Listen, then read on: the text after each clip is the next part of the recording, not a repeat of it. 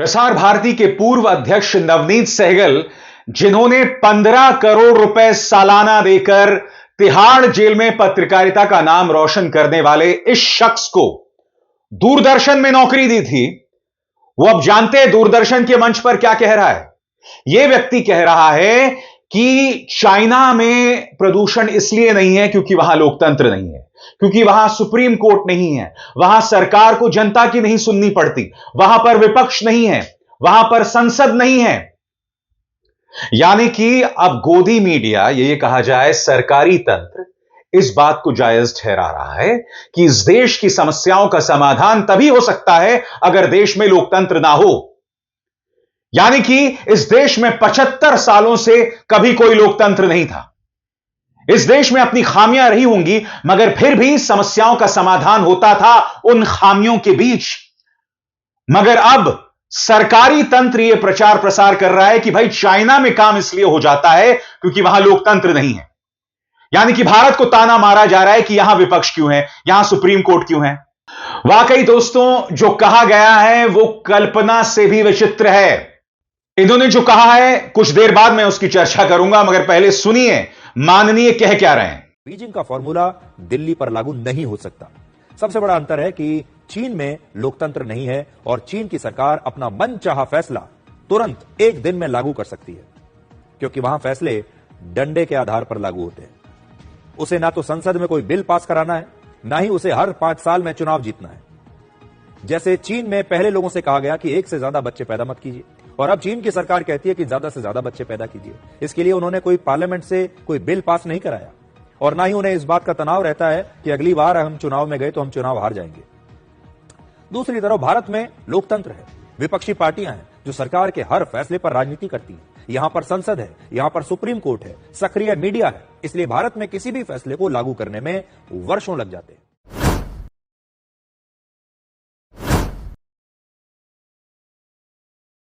The 15 crore anchor paid by the government of India cannot ask this question.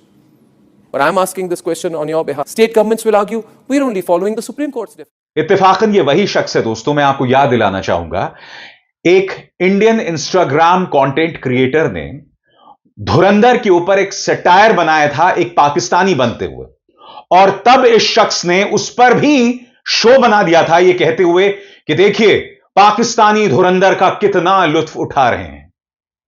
उसकी चर्चा बाद में, मगर अभी अभी जो आपने सुना, इसमें दिक्कत क्या मैं आपको बताता हूं।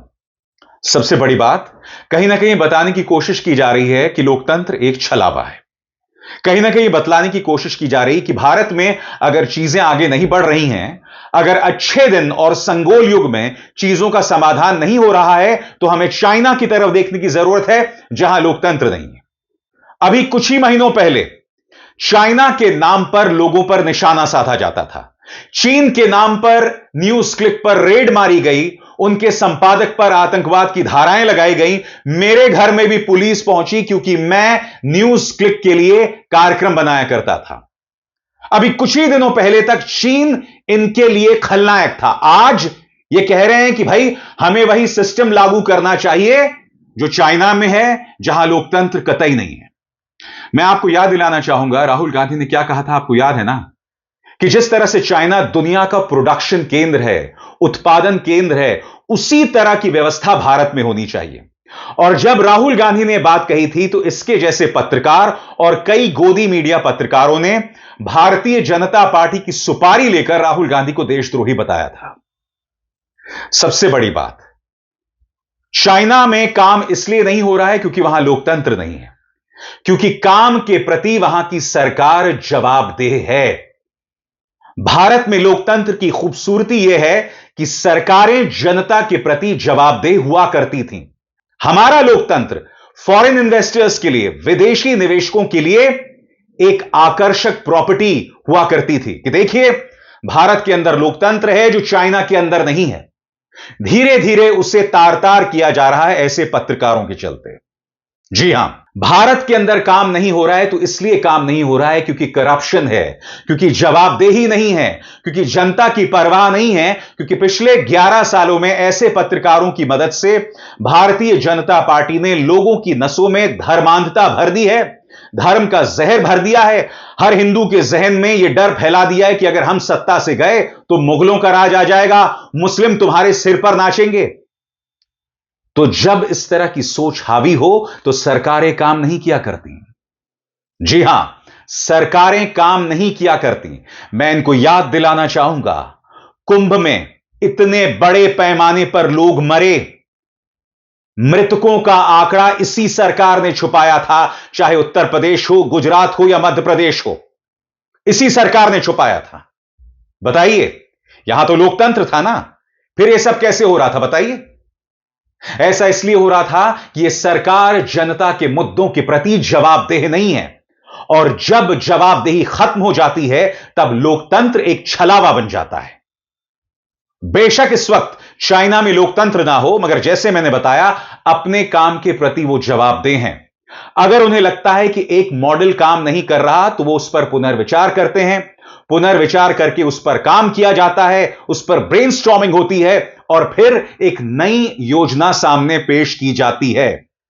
मैं आज अपने दर्शकों से एक सवाल पूछना चाहता हूं। इतने अरसे से इस देश में प्रदूषण की समस्या चल रही है, मगर क्या आज तक मोदी सरकार ने तमाम स्टेक होल्डर्स, तमाम राज्यों के पर्यावरण मंत्रियों को बुलाकर एक भी बैठक बुलाई है? एक भी बैठक? यह सरकार मंत्रणाएं नहीं करना चाहती, यह सरकार प्रदूषण को गंभीरता से नहीं लेना चाहती। इस सरकार के लिए क्लाइमेट चेंज मायने नहीं रखता। हम सुन चुके हैं माननीय प्रधानमंत्री नरेंद्र मोदी को इस मुद्दे पर अपनी राय रखते हुए। जब यह सरकार जवाबदेह नहीं है, जब यह सरकार मुद्दों को लेकर गंभीर नहीं है, तो आखिर गोदी मीडिया का यह पत्रकार क्यों चीन का सहारा ले रहा है? अब तक यह चीन इनके लिए खलनायक था, अब चीन इनका नया बाप है, क्योंकि अब ट्रंप ने इनका साथ छोड़ दिया है। लिहाजा अब ट्रंप इनके पापा नहीं रहे, अब नए पापा हैं शी जिनपिंग।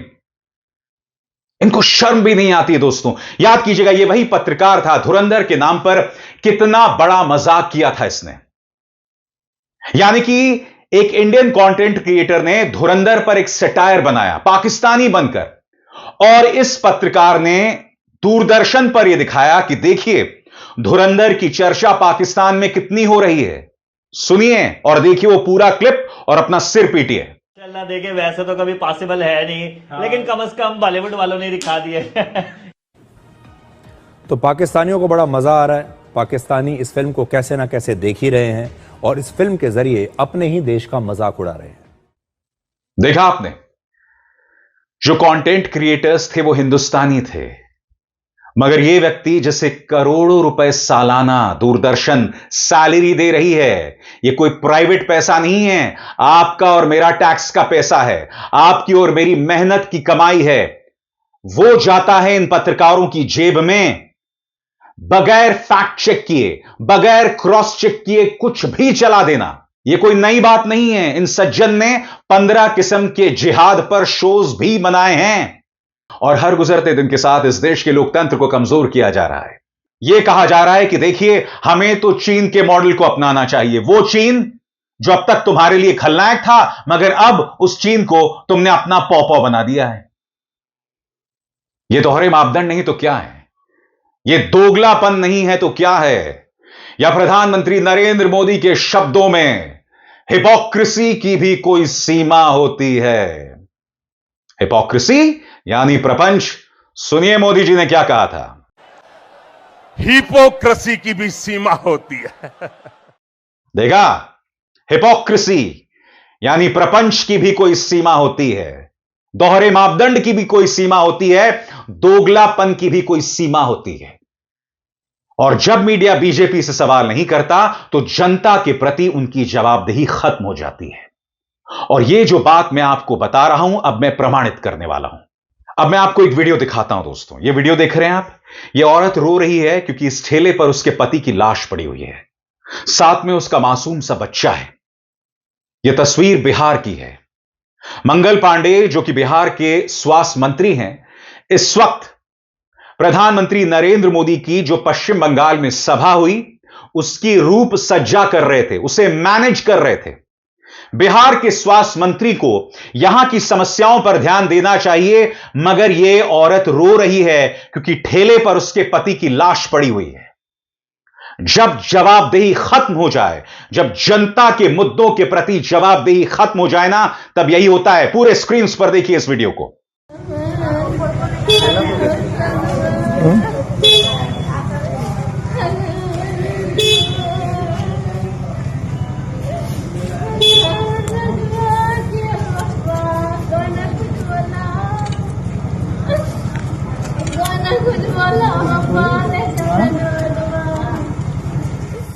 और आगे बढ़ने से पहले एक जरूरी संदेश। मेरे कार्यक्रमों के लिए आप नोटिफिकेशन का इंतजार मत कीजिए। मेरे चैनल में जाइए और खुद जाकर कार्यक्रम देखिए और रहिए अपडेटेड। और बात वहां पर खत्म नहीं होती है दोस्तों। मैं आपको एक और वीडियो दिखाना चाहता हूं। पराग शाह, जो कि मुंबई में भारतीय जनता पार्टी के विधायक हैं, एक ऑटो वाले को थप्पड़ मार रहे हैं। क्यों? क्योंकि वो ऑटो वाला शायद गलत साइड से आ गया है।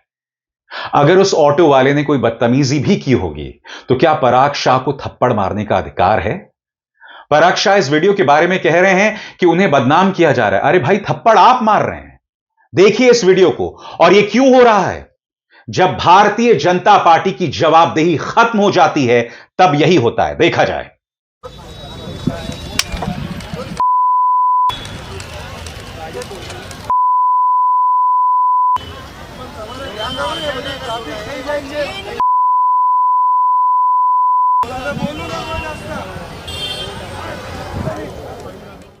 अब मैं आपको एक और वीडियो दिखाता हूं। ये ना तो सांसद हैं, ना मंत्री हैं, ना विधायक हैं। ये भारतीय जनता पार्टी की कोई सामान्य सी छोटी सी नेता है। नाम है रेणु चौधरी या रेणुका चौधरी। ये एक पार्क में पहुंचती हैं और वहां पर एक अफ्रीकन, जो कि वहां लोगों को फुटबॉल सिखा रहा है, उन्हें धमका रही हैं कि अगले 1 महीने में हिंदी सीख जाना। हालांकि उन्होंने अपने बयान में बहुत कुछ कहा है कि ये लोग रात तक फुटबॉल खेलते रहते हैं, मगर इस वीडियो में देखिएगा, इन्हें प्रॉब्लम इस बात की नहीं है। यानी कि अगर वो अफ्रीकन हिंदी सीख जाए तो वो रात भर फुटबॉल खिला सकता है और लोगों को सिखा सकता है। देखिए किस तरह की दबंगई की जा रही है। नहीं, यू आर नॉट सीरियस। तुम सीरियस हो ही नहीं मेरी बात के लिए। सीरियस सुन के भी राजी नहीं हो तुम। हिंदी नहीं सीखी। क्यों नहीं सीखी हिंदी? अगर इसने 1 महीने में हिंदी नहीं सीखी, इससे पार्क छीन लो। हंसने की बात रही है, सीरियस बोल रही हो ये? बोला था नहीं, 1 महीने से 8 महीने हो गए बताए हुए मुझे। अगर 1 महीने में हिंदी नहीं सीखी, यहाँ का मातृभाषा नहीं सीखी, यहाँ का पैसा खा रहे हो तो मुंह में भी हिंदी बोलना सीखो। मैंने 8 महीने पहले ही बोला था, नहीं हुआ ना। सब लोगों ने, सोसाइटी वालों ने रिक्वेस्ट करी कि हमारे बच्चों को सिखाता है, मैंने छोड़ दिया था। बता रही हूँ तुझे, कहाँ पे ये पार्क बंद हो जाना चाहिए। कोई भी क्रिमिनल एक्टिविटी होगी तो तुम जिम्मेदार हो। कौन है जिम्मेदार दोनों में से? जिम्मेदारी लो, जिम्मेदारी लो। हिंदी 1 महीने में नहीं सीखी तो इधर पार्क नहीं मिलेगा। 1 महीने देखो, पार्क लेना है तो इसको हिंदी सीख कर आएगा पहले बात। और जब जवाबदेही खत्म हो जाती है ना दोस्तों, तो देश का युवा ब्रेन वॉश्ड हो जाता है। मैं आपको एक वीडियो दिखाना चाहता हूं जो बहुत ही ट्रैजिक वीडियो है। यहां आप देखिएगा, कुछ युवा एक दुकान के अंदर घुस गए हैं और वो लोग उस दुकानदार के साथ दबंगई कर रहे हैं कि भाई तू हलाल बेस्ड फूड प्रोडक्ट्स क्यों बेच रहा है। उसे वो आतंकवाद से जोड़ रहे हैं। क्योंकि जब जवाबदेही खत्म हो जाती है, जब आप युवा की नसों में संस्कार के बजाय, सही संस्कार के बजाय नफरत परोसते हैं ना, तो यही होता है जो अब आप देखने वाले हैं। देखिए।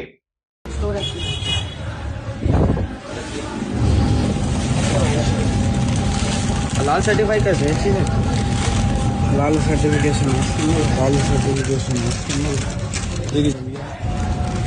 भाई मैनेजर कौन है इसका? एक बार भाई आइयो। भाई मैनेजर हो आप? इधर आओ। ये लाल सर्टिफिकेशन इस पे है, ये सारी आइटम यहाँ कैसे बिक रही है? बता आप अपने स्टोर में कैसे? बिल्कुल बताइए। लाल सर्टिफिकेशन बताना, मतलब बताओ पहले इसका मतलब बताओ। आप लव जिहाद को सपोर्ट करते हो?